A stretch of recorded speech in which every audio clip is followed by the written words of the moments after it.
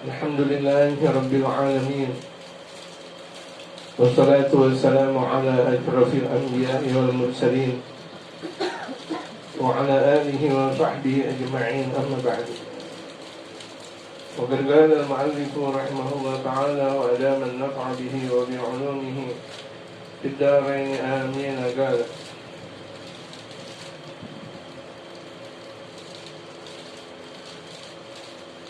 الفصل الثالث في بيان فضل صلاة المرأة في بيتها.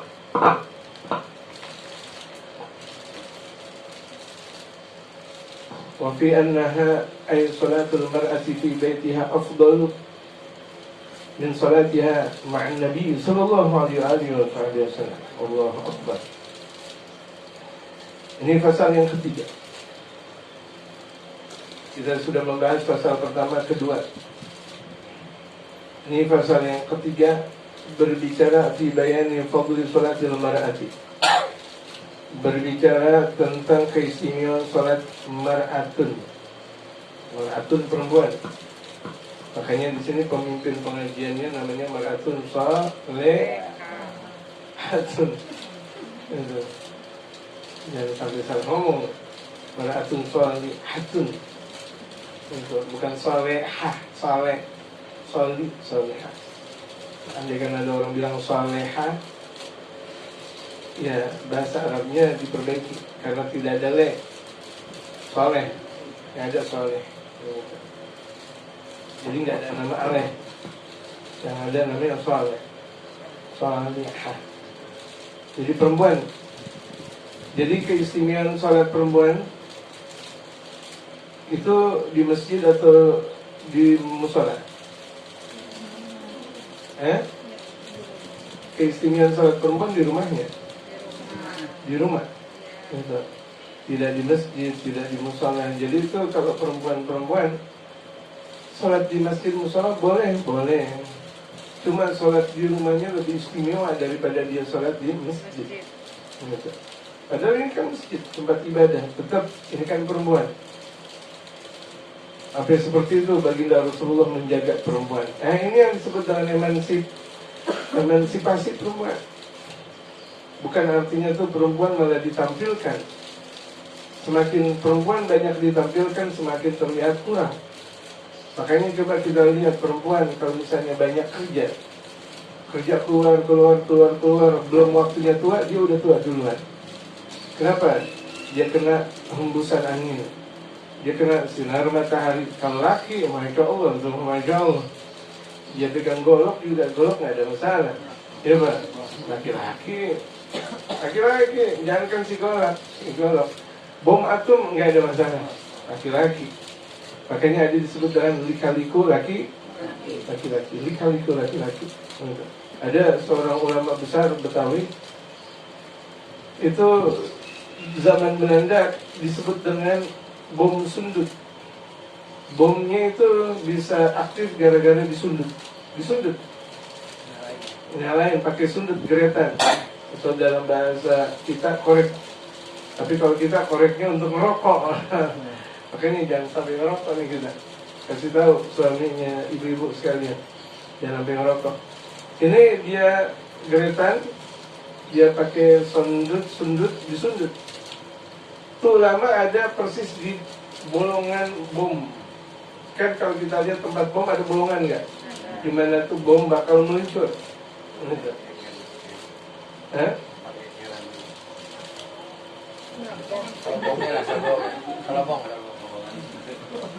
Itu dia. Lubungan bom di mana dia keluar. Ditaruh di bom gede. Orang bom sundut, namanya bom sundut. Kalau sekarang udah nggak ada bom sundut. Ada berduga. Nggak ada juga berduga dengan berduga. Taruh air dari bambu. Itu dia. Ini bom beneran, bukan perdutan. Ini mereka. Ini karena memang ini ulama juga jawara juga. Baru disundut, Masya Allah, nggak ngapa-ngapa. Waduh, sinyo Belanda kebingungan. Ini Betawi punya gaya sampai begini banget. Kan kejadiannya orang Betawi ini kayak Betawi. Gitu. Betawi gitu. biasanya dia cuma sekedar ngaji apaan sih? Dicoba nggak meletus tuh nggak meletus tuh apa namanya atom bom itu. Kemudian setelah itu di jalan aja dia buka ikatan dari Belanda. Ikatan Belanda kita tahu sendiri. Kalau ibu-ibu pernah ngeliat film Pitung, ikatan Pitung bagaimana? Kan dari borgolnya borgol kelas lama. Salah sedikit makin lama makin kencang, gitu gak? Itu mah keluar begitu hanya. Jalan dan Belanda diam aja. Ada gak zikirannya? Ada. Zikiran-zikiran seperti itu ada dan banyak itu gampang. Jadi zikiran-zikiran seperti itu gampang. Itu alhamdulillah. Itu laki. Semakin dakwah laki-laki keluar semakin istimewa. Semakin laki-laki itu dakwah di luar, semakin sholat di luar seperti masjid mushola lebih istimewa. Tapi kalau perempuan di rumah. Fadhlu sholatil mar'ati fi baitiha, keistimewaan sholat perempuan di rumahnya. Di rumahnya. Bukan di rumah suaminya. Ini ingat, karena ada perempuan sholat di rumahnya atau di rumah suaminya. Paham nggak? Di rumahnya di rumah sang perempuan. Kalau di rumah suaminya bisa jadi suami belum juga mertua. Rumah suaminya. Kalau rumah mertua. Rumah suaminya yang bisa menjadi itu suaminya nikah, punya istri 2. Jadi istri yang pertama ditempatin, istri yang kedua ditempatin. Istri yang pertama mau ke istri yang pertama, atau istri pertama mau istri yang kedua, itu tidak bagus. Jadi tetap tempatnya di mana? Di rumahnya, bukan di rumah suami dengan istri pertama atau dengan istri kedua atau ketiga atau keempat, tidak. Gitu. Makanya di sini dikatakan di rumahnya, di rumah sang perempuan. Gitu. Oke, kenapa perempuan seperti itu diajarkan oleh baginda Rasulullah Muhammad sallallahu alaihi wasallam? Salatul mar'ati fi baitiha, salatnya perempuan di rumahnya afdalu min salatiha, lebih afdal daripada salatnya dia perempuan. Mana Nabi sallallahu alaihi wasallam dengan Nabi Muhammad bahkan. Jadi tuh andaikan tuh di masjid ada Nabi Muhammad, di masjid kita nih ada Nabi Muhammad, atau di musola kita nih, di musola Bapak Wahyudin, di musola yang pernah saya sholat, musola apa namanya? Nurul Yakin, di situ ada Nabi Muhammad, tetap perempuan sholat di rumah juga, nggak pakai keluar, nggak pakai. Itu ada Nabi Muhammad, ada Nabi Muhammad, walaupun ini kan yang ngomong Nabi Muhammad. Sholatul mar'ati fi baitiha afdalu min sholatiha ma'an Nabi. Sholatnya perempuan di rumahnya lebih istimewa daripada sholatnya dia walaupun dengan Nabi Muhammad. Masya Allah, Nabi Muhammad makhluk yang paling agung. Kecintaannya Allah, keagungannya Allah Subhanahu wa ta'ala. Pintu surga ada di tangan beliau. Ya, kunci surga ada di tangan beliau. Surga semuanya bertuliskan la ilaha illallah Muhammadur Rasulullah. Tetap perempuan sholat di rumahnya. Sama Nabi enggak, tetap di rumahnya. Sampai kayak begitu tuh lihat. Gitu. Jadi apalagi sholat tarawih. Kalau sholat fardu aja perempuan lebih istimewa sholatnya di rumah, apalagi sholat tarawih yang hukumnya sunnah. Ini banyak kebalikan nih. Perempuan-perempuan banyak sholat di masjid, di musola. Tapi kalau secara hukum boleh nggak? Boleh.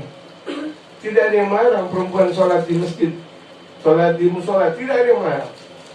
Seperti orang-orang yang melakukan ibadah haji dan umrah di Masjidil Haram atau Masjid Nabawi, nggak ada yang melarang, boleh. Cuma ini Nabi bersabda, sholat di rumahnya lebih istimewa daripada sholat di masjid walaupun dengan Nabi Muhammad. Justru ketika dia sholat di rumahnya 27 derajat dibanding dia sholat di masjid 1 derajat, Pak.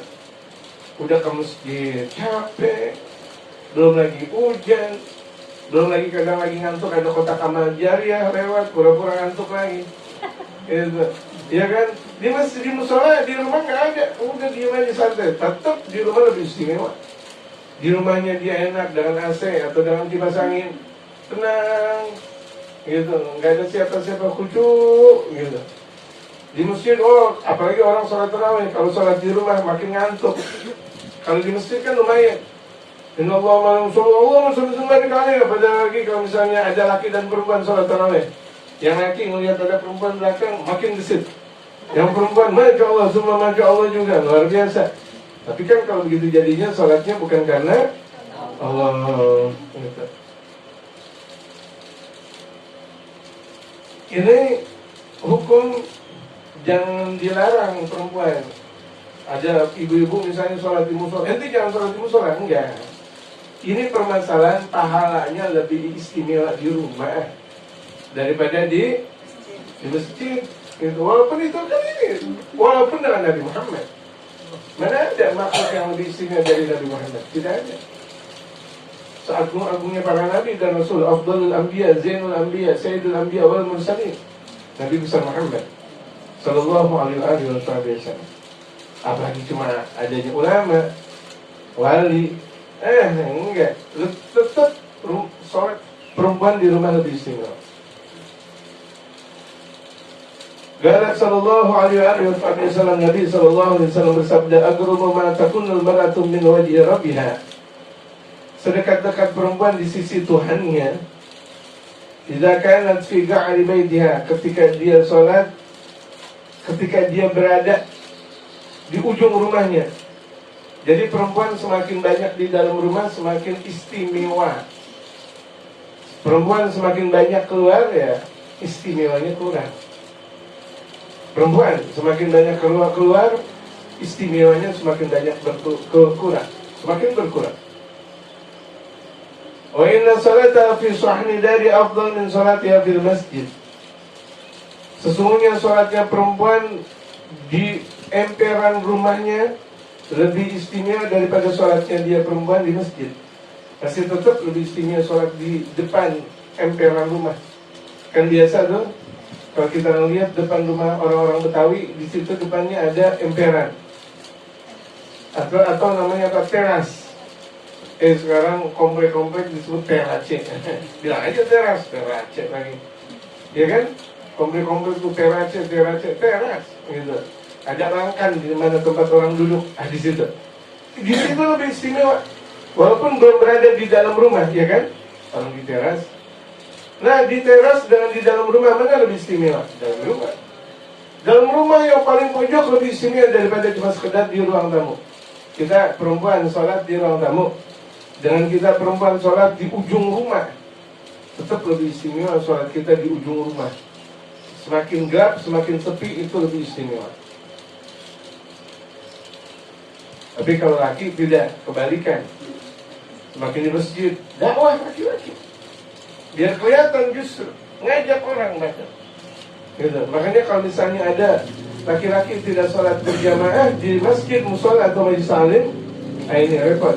Inilah yang masuk dalam sabda Rasulullah, la sholata rijal di masjid illa fil masjid. Bagaimana? La sholata rijal di masjid illa fil masjid. Tidak disebut sholat buat tetangga masjid kecuali berada di dalam masjid. Ini untuk kaum laki-laki. Jadi kaum laki-laki sholat berjamaah di masjid, musola, majlis alim. Kita punya majlis alim seperti ini, sholat berjamaah di sini. Dikit sholat berjamaah di sini. Gitu, buat syiar bahkan. Ya, buat syiar.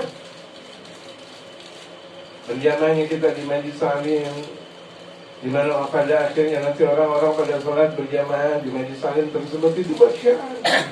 Gitu. Kan kedudukannya sama dengan musola. Apa bedanya antara majlis alim dengan musola? Kan sama. Cuma antara musola dan majlis alim ada punya kedudukan yang sama, cuma beda dengan masjid. Kalau masjid ada tahiyatul masjid. Kalau masjid jami ada sholat apa? Jumat. Antara majlis alim dengan musola sama. Apa bedanya? Gak ada bedanya. Musola tempat sholat, ini juga majlis bisa dikatakan tempat sholat. Gitu. Nah, jadi kalau misalnya ada tamu atau bagaimana, sholat berjamaah di sini, itu kedudukannya sama. Kita lebih dekat di sini untuk sholat berjamaah daripada ke musola, hitungannya banyak tapi pahalanya sama. Kerjaannya capek, jauh ke musola Nurul Yakin misalnya. Jangan di majlis ini, cuma singgah melangkah doang, pahalanya sama. Kan kebanyakan orang mau kerjanya santai, gajinya gede, begitu gak? Ini dia nih. perkaranya santai tapi gajiannya lebih gede daripada yang lain, pahalanya lebih gede gitu. Tapi kita syiarkan untuk sholat berjamaah. Misalnya nanti sholat tarawih di waktunya tarawih, ini ada sholat berjamaah. Misalnya untuk kalangan laki di mana, kalangan ibu-ibu di mana, laki di sini, ibu-ibu di sana, di bawah misalnya. Itu syiar sekedudukan dengan musola. Oh nggak boleh, siapa yang bilang nggak boleh? Sekedudukan antara majelis dengan musola. Gitu. Kalau masjid kan beda, tadi saya katakan. Kalau masjid perempuan pun dalam keadaan haid tidak boleh masuk. Gitu. Kalau musola boleh nggak? Boleh nggak? Boleh, sama dengan Majlis Salim, sama dengan Majlis Salim Az-Zahra seperti ini. Makanya kan orang Betawi bilang yang namanya musola itu adalah langgar. Artinya apa? Dilanggar-langgar dikit boleh. Kenapa tuh orang Betawi bilang musola atau surau itu langgar? Langgar haji Qasim, langgar haji, gak pernah dengar langgar haji Dedi. Yang dengar Haji Qasim, Haji Ahmed, Haji Hasan, ya kan? Gitu. Jarang didengar atau nggak ada untuk Haji Dedi. Jadi Betawi kan ya? Jawa, di Jawa ada mungkin. Gitu. Haji Qasim, Haji Ahmed, Haji Hasan, Dia haji ini dua kata. ada jadi Bupati. betul. Karena adanya di Purwakarta. Kalau di Betawi Haji Hasan, Haji Romli, Yusuf, gitu.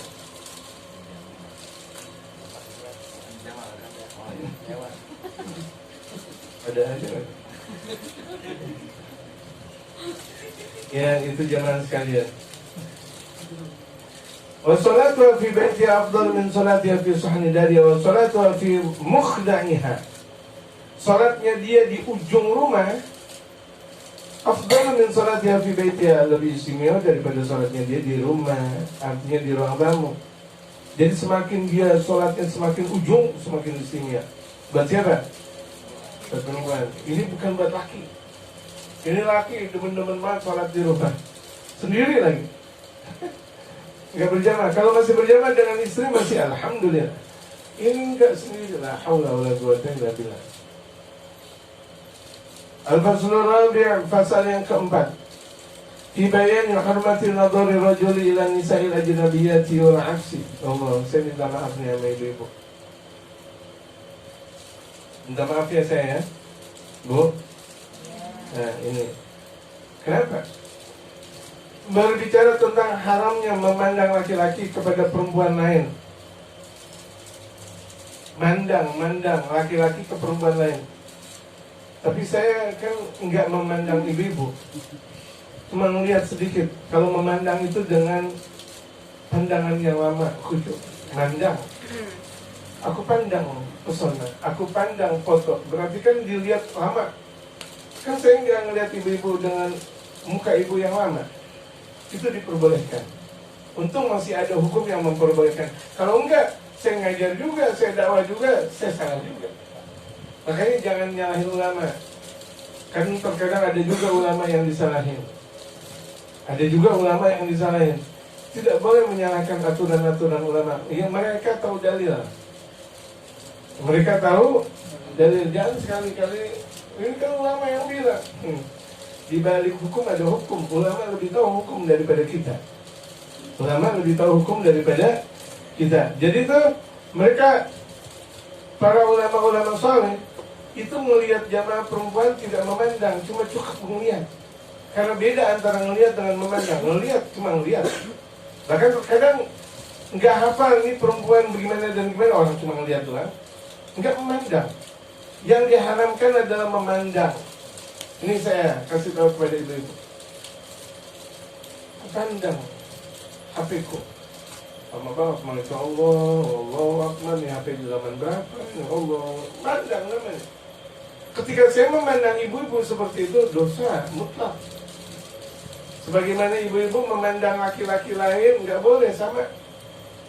Laki-laki memandang perempuan lain. Sebagaimana perempuan memandang laki-laki lain, itu sama, haram hukumnya.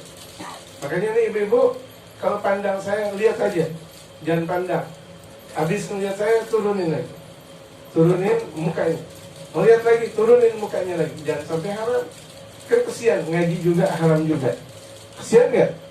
Gitu. Ibu-ibu melihat Pak Wahyudin, Masya Allah, Bapak Ketua RT kita ini luar biasa. Lihat-lihat aja, jangan pandang. Kalau pandang nanti ada akhirnya, kan pandang tajam. Si hitam manis, Masya Allah. Si hitam manis pandang tak jemu. Karena orang ada rasa cinta dan sayang itu lantaran memandang. Masya Allah, cantiknya. Allah, ini cantiknya luar biasa. Karena pandang. Coba kalau cuma sekedar ngeliat doang, enggak. Gitu. Akhirnya dari mandang-mandang jatuh ke hati. Betul gak? Itu yang diharamkan syariat. Hati-hati makanya. Apalagi perempuan-perempuan yang sudah dinikahkan. Perempuan-perempuan yang sudah dinikahkan itu lebih hati-hati. Ini sama tukang kerupuk ngobrol. Sama tukang kerupuk, bang kerupuk berapa? Ngobrol sampai ngeliatin tukang kerupuk. Melihat boleh, tapi memandang tidak boleh. Ibu-ibu bisa paham nggak arti melihat dengan memandang? Ayyaduruna ilaihi, itu memandang kaum perempuan. Laki-laki nggak boleh melihat. Fama yahrumu ru'yatuhu 'ala rajuli yahrumu ru'yatuhu 'ala al-mar'ati minhu. Apa yang laki-laki pandang kepada perempuan itu haram, sama perempuan juga memandang laki-laki juga haram, sama. Ibu-ibu kedepanannya nonton sepak bola. Sepak bola laki-laki udah gitu pakai celana pendek lagi. Betul? Ada nggak laki-laki itu main sepak bola FIFA nanti di Qatar? Ya Pak, di Qatar, Masya Allah, pakai kain, pakai sarung. Ada nggak tuh pemain bola siapa, Lim Swicking atau Icuk Sugiarto main bola itu pakai gamis, pakai sarung? Ada nggak? Ya ada pesantren. Bahkan bolanya itu dari api, bola api gitu di pesantren. Itu boleh. Ini laki-laki doyan banget, demen banget kalau misalnya ngelihat setiap pagi itu jam 6 atau setengah 7 ngelihat apa? Senam perempuan ini. Oh, dosa.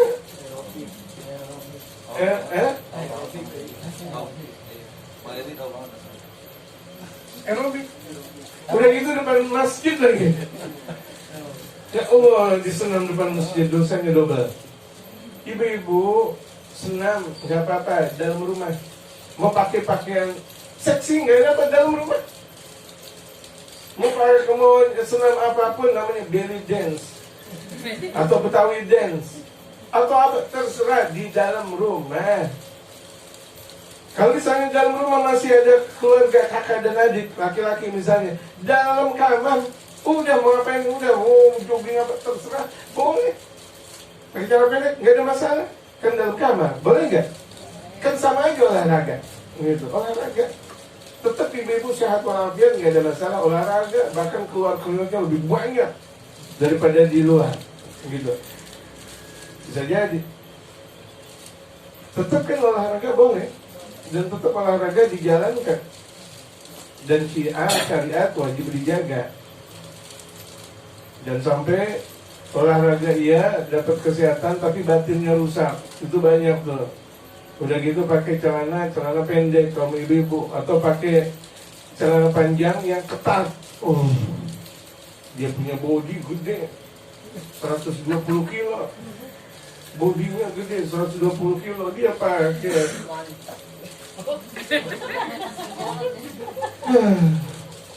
itu musibah.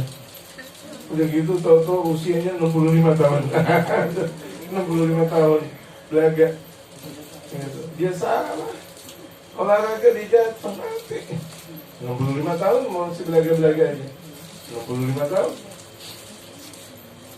kita pegang udah bau kurung batang 65 tahun. Jadi tahu diri. Bahkan kan dalam syariat perempuan kalau umur 30 tahun saja sudah dianggap tua. Perempuan, laki-laki kalau udah usia 40 tahun tua, gitu. Makanya laki-laki kalau udah 40 tahun sunnah bawa tongkat. Bu, laki-laki kalau dia usia 40 tahun sunnah bawa tongkat. Atau dalam bahasa Betawi tungket. Gak tahu tongkat ya tungket itu dia, yang dibawa aki-aki itu tungket. Tongkat. Sunnah Rasulullah usia 40 tahun selalu kemana-mana pakai tongkat. Bukan karena gaya-gayaan, bukan karena seni kehidupan, bukan karena untuk mukul ini dan itu. Tidak, sunnah Rasulullah bawa tongkat. Jadi itu saya kemana-mana seharusnya bawa tongkat, sunnah. Ya, tongkat. Tapi di mobil ada nggak tongkat? Diturunin lagi. Nah, diturunin. Wal muraiqu fi dzalika karrajuli. Muraih itu adalah anak laki-laki yang bentar lagi balik.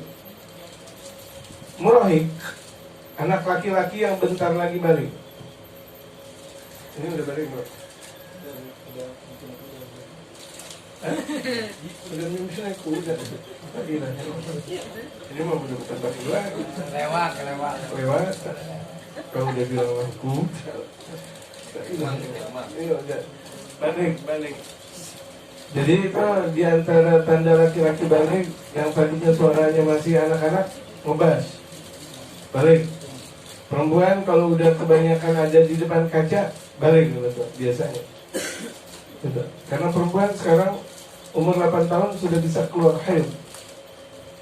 8 tahun. Zaman dulu perempuan 14 tahun belum keluar haid. Ya kan? Sekarang 8 tahun sudah keluar haid. Allahu Akbar.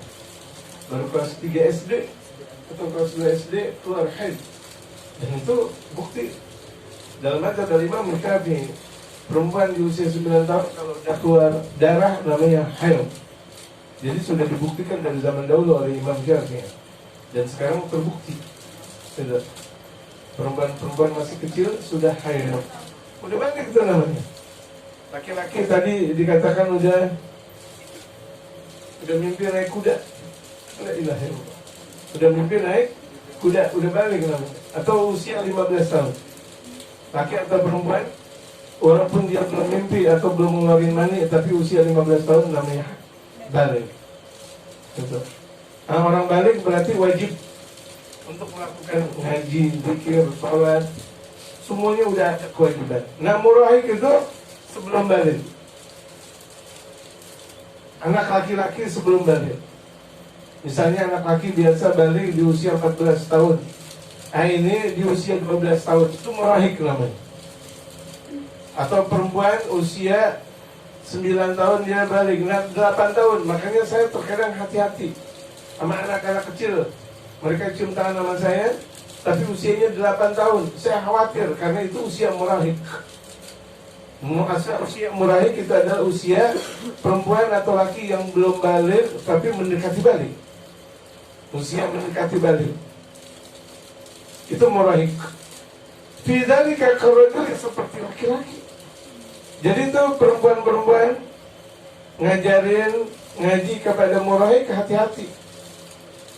Gak boleh mereka cium tangan sama kita. Ya, gak boleh kita deket-deketan sama mereka. Kalau kita ngajarin ngaji sendiri doang, hanya ada dia doang, usia dia udah 12 tahun atau 11 tahun, nggak boleh. Harus ada yang lainnya. Agak jauh, jaga jarak. Ya, jaga jarak karena itu muraih.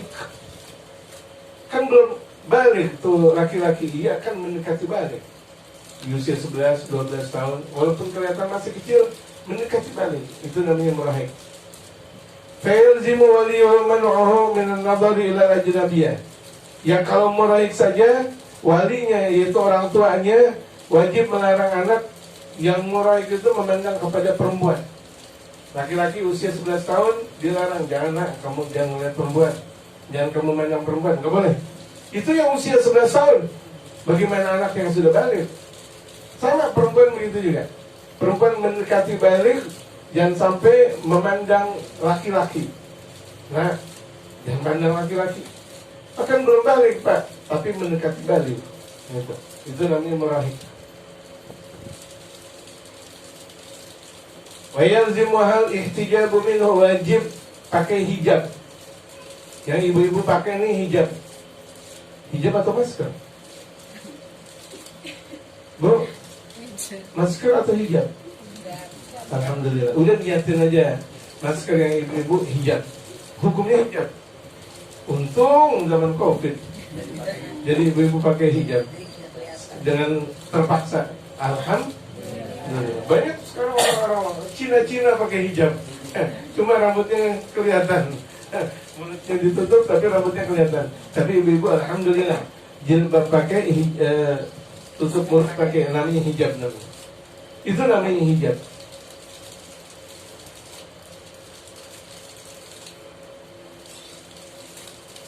Wakal mar'ati fi dzalika, perempuan seperti itu juga. Perempuan walaupun usianya belum sampai haid, mendekati haid, itu laki-laki nggak boleh berdekatan dengan dia. Nggak boleh berdekatan dengan dia. Al-amradul jamilul wajhu, laki-laki yang ganteng mukanya, anak kecil sih, usianya 11 tahun, mukanya ganteng banget, itu perempuan nggak boleh nyium-nyium dia, bersahwat dia. Apalagi perempuan-perempuan yang genit banget, demen banget sama anak laki-laki, sama anak-anak laki kecil, gitu. Nggak boleh, nggak boleh. Itu anak laki-laki yang mukanya indah, yang mukanya ganteng, perempuan nggak boleh dekat sama dia. Sebagaimana ada kan anak-anak kecil yang cantik.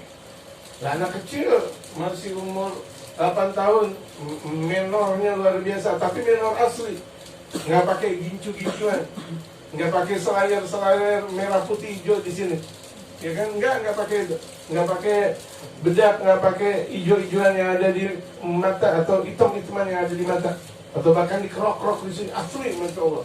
Masih 8 tahun. Nah, kita laki-laki nggak boleh deketin dia. Apalagi belaga-belaga mau gendong dia, nggak boleh. Itu mau gendong dah, syahwat. Gitu. Karena tuh perempuan terlalu cantik, kan masih kecil, iya. Gitu. Ada syahwatnya di situ. Anaknya nggak ada syahwat, tetapi yang dewasanya, entah laki atau perempuan, ada syahwat. Kalau nggak ada syahwat kan orang gila, betul nggak? Itu kenapa di sini diharamkan, karena ada syahwat. Itu khawatir kalau udah ada syahwat. Makanya banyak kejadian orang tua minta untuk anaknya diasuh sama ibu-ibu misalnya. Ibu-ibu punya suami, akhirnya tuh suami ngelihat ada anak asuhnya cantik. Banyak terjadi perselingkuhan atau banyak terjadi hal-hal yang tidak diharapkan gara-gara itu. Dekat tuh ngajak main. Makanya kalau kita punya anak perempuan, jangan sekali-kali diajak main dengan anak laki-laki. Anak laki-laki, apalagi itu ya kita udah tahu sifatnya, gitu. Ganjennya luar biasa tuh laki-laki, genitnya luar biasa. Atau kita punya anak laki-laki, dideketin sama ibu-ibu, ibu-ibunya tapi genit, hati-hati tuh, jangan, gitu. Hati-hati, jaga. Karena berapa banyak perempuan-perempuan genit malah sukanya kepada anak-anak kecil, atau dengan suka anak-anak berondong, anak-anak yang masih kecil, baru balik. Padahal umurnya tuh ibu-ibu udah tua, udah 50 tahun, udah 60 tahun bahkan, tapi sukanya sama anak yang baru usia 15 tahun. Banyak gak? Banyak. Untuk hati-hati. Makanya ini Islam menjaga jangan sampai terjadi hal-hal yang tidak diinginkan.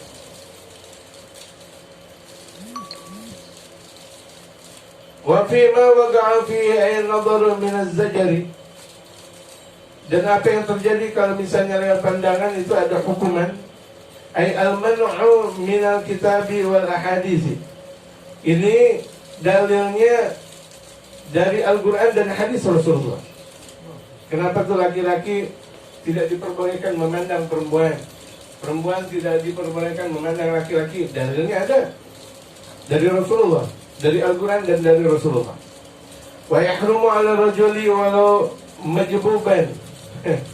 Haram buat laki-laki majbub, walaupun majbub itu dia punya kemaluan dipotong. Allahu Akbar. Kemaluan dipotong. Yang motong istrinya, lantaran suaminya kawin lagi. Nah biarin aja suami kawin lagi, ngapa jadi kemaluan yang dipotong? Kan itu juga yang gak kedapetan, betul gak? Biarin aja, mau dia kawin 1, 2, 3, 4, itu takdir Allah. Gak usah pakai dibahas, gak usah pakai dibahas. Membahas tentang takdir Allah dosa. Kawin lagi, biarin aja dia kawin, bukan dia berbuat zina, betul gak? Ibu-ibu diem, jadi orang pengajar kayak gini. Bu, ini takdir semuanya, nggak jadi begini. Ngaji, open dong. Open, kita ngaji open. Ini Al-Quran dan hadis Rasulullah. Jangan pakai main baper-baperan. Gitu. Jangan, nggak boleh. Mau baper sama Allah, ini hukumnya Allah. Allah yang nyuruh 1, 2, 3 dan 4. Gitu. Ngapa jadi ibu-ibu baper? Nggak boleh. Baper sama Allah dosa. Mau masuk surga gak ibu-ibu? Mau masuk surga. Jangan protes ketentuan Allah. Walaupun tuh kemaluannya dipotong. Allahu Akbar. Majibuk. Wah, khasian dia punya kantong semennya, nggak punya gundu. Gundu. Ibu-ibu tahu gundu nggak? Aduh, saya ngomongnya terlalu vulgar. Ya enak sama ibu-ibu. Aduh, ibu-ibu paham gak sih? Paham, ya. Yang sebagian yang lain paham gak? Itu laki-laki gak punya gundu. Kan biasanya kalau laki gak punya gundu, susah punya anak. Atau dia punya gundunya 1. Kan biasanya laki-laki dia punya gundu berapa? 5. 2. Kalau ilahnya kebanyakan. Tahu jadi 5. Itu bakso 5 boleh. Itu gundunya itu ada 2. Kalau ada 1 khawatir nggak punya anak. Apalagi dia nggak punya gundu. Ini laki-laki nggak punya gundu. Jangan gundu beneran. Ini kan udah paham kan gundu paham kan? Tahu, alhamdulillah. Wa'aninan, walaupun tuh laki-laki dia punya kemaluan nggak berfungsi, nggak begini aja udah, nggak ada fungsi. Walaupun tuh di depan istrinya pakai pakaian yang serba luar biasa, tetap begini aja.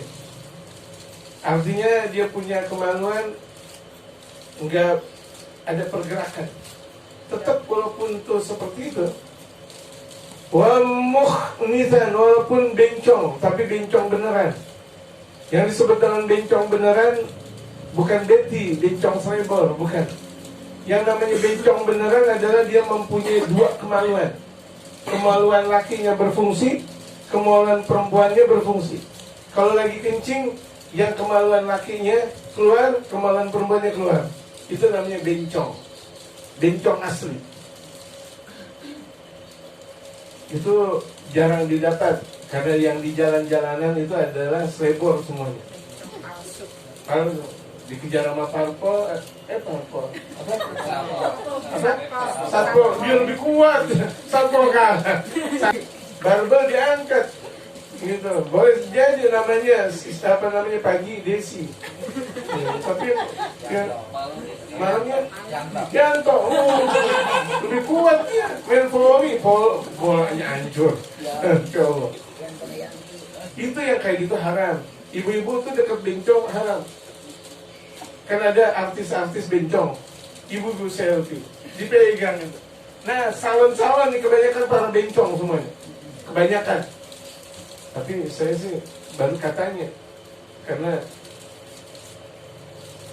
mungkin nggak pernah masuk salon saya, cuma baru katanya. Tapi benar gak ibu-ibu?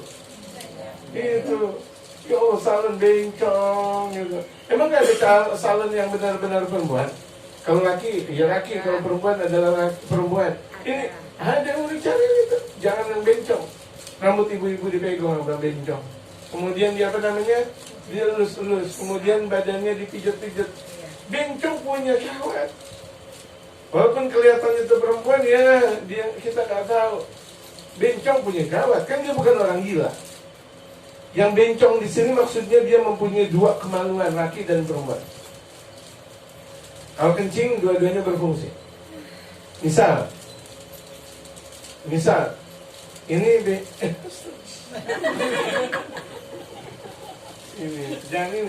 ini bencong. Dia punya kemaluan laki dan perempuan.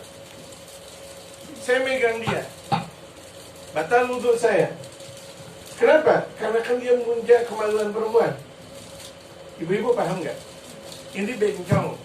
Ingat, bencong asli. Bencong asli dia punya kemaluan laki dan perempuan. Kemaluannya yang ketika kencing, yang laki keluar, yang perempuan keluar. Allahu Akbar. Musibah nih. Gitu. Saya megang dia, kan saya laki-laki. Batal wudhu saya. Kan bencong. Iya, bisa jadi dia perempuan. Karena dia punya kemaluan perempuan. Nggak lama, Katun megang dia juga, batal wudhunya Katun. Kalau ini saya megang ini bencong, Katun megang bencong, tiganya batal wudhunya. Saya batal, Katun batal, dia juga batal. Paham? Seketika batal wudhunya tiga. Gitu. Makanya bencong nggak boleh jadi imam. Nggak boleh jadi imam. Imam bencong, Allahu Akbar, tahu-tahu berubah jadi perempuan. Sementara perempuan kan nggak boleh jadi imam. Betul ya? Perempuan boleh jadi imam di kalangan perempuan. Tidak boleh perempuan jadi imam di kalangan laki-laki. Haram hukumnya. Muadzin saja seorang perempuan di hadapan laki-laki tidak boleh. Muadzin. Qamat perempuan di kalangan laki-laki aja tidak boleh. Bagaimana dia jadi imam? Dan tidak sah perempuan menjadi imam di kalangan lauk laki-laki. Boleh perempuan jadi imam tapi di kalangan perempuan. Walaupun perempuan salehah, ulama, ustazah, tetap nggak boleh jadi imam laki-laki. Walaupun laki-laki suaminya itu ibaratnya nggak punya pendidikan, pendidikannya biasa, tetap yang jadi imam adalah suaminya. Gitu. Tetap kepala rumah tangga adalah suaminya.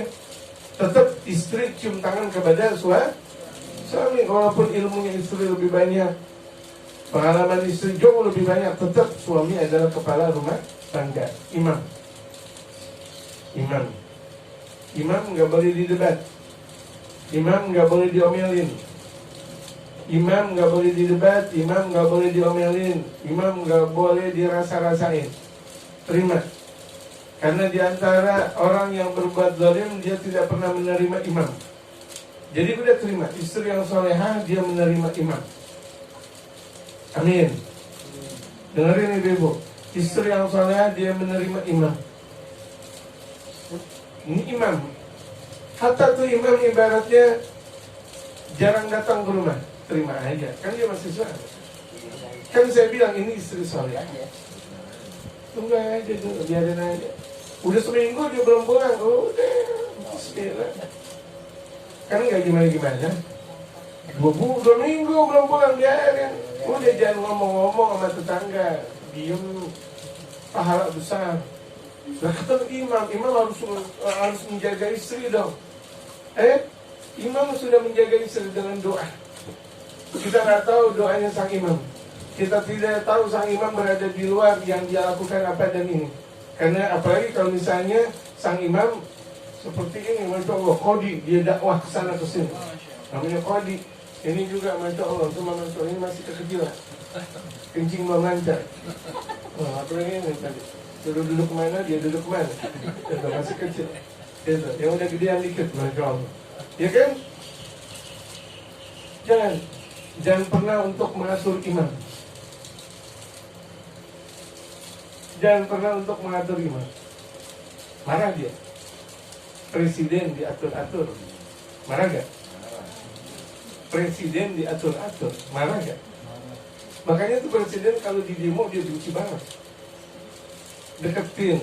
Kalau mau dakwah sama presiden, deketin. Dakwahin. Bukan hari-hariannya di demo. Di blacklist. Paham gak jemaah? Suami di demo mulu. Nah kapan datang? Datang kapan? Tanggung jawab dong. Suami dirayu, digombalin dikit. Banyak juga boleh. Karena yang gombalin adalah istrinya. Ini ibu-ibu paham gak? Soalnya saya nggak ngeliat ibu-ibu nih. Ibu-ibu ridho atau enggak? Walhasil ibu ridho atau enggak, ini adalah syariat Islam. Kan sama-sama baca kitab. Gitu. Betul gak ibu-ibu? Iya. Jadi jaga nih ibu-ibu, jangan banyak komentar tentang suami. Apalagi zaman sekarang komentar banyak banget ke suami. Lewat apa? Lewat apa? Apa? Status. Bete. Bikin apa ente bete? Bete, ditinggal suami mulu. Apa? Suami ente kan masih hidup. Emang mau suami ente meninggal dunia? Bete, ditinggal suami jahil. Mau jadi perempuan solehah gak? Mau jadi perempuan solehah gak? Ya udah, sabar, makan tuh sabar. Sabar berbentuk surga. Gak ada orang sabar masuk neraka. Semua orang sabar bakal masuk surga. Mau gak surga? Surganya mau tapi sabarnya enggak. Sabar, mau bilang gimana? Sabar. Sulit sabar.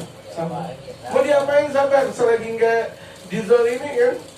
Selagi enggak dizalimi kan suami. Ingat, suami semakin diatur semakin enggak pulang. Pokoknya ini ya, makin enggak pulang dia. Suami itu di luar jadi macan, di dalam jadi macan.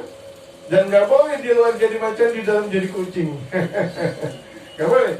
Suami itu di luar macan, di dalam macan. Dan suami gak boleh takut sama istri. Dan istri gak boleh nyuruh suami. Ingat. Ambil tuh gentong, suami disuruh ambil gentong. Apaan? Walaupun dia gampang gentong, 50 gentong dia bisa, tapi jangan disuruh dong. Anak mandiin anak, 10 anak mandiin, gak boleh. 10 anak juga mampu dia mandiin, tapi jangan bilang begitu dong. Mandiin tuh anak lu kan, anak lu lagi. Bahasanya kasar. Kalau bahasa Jawa, lu apa? Kue kan punya anak, ini kue anak. Apa namanya? Anak kue.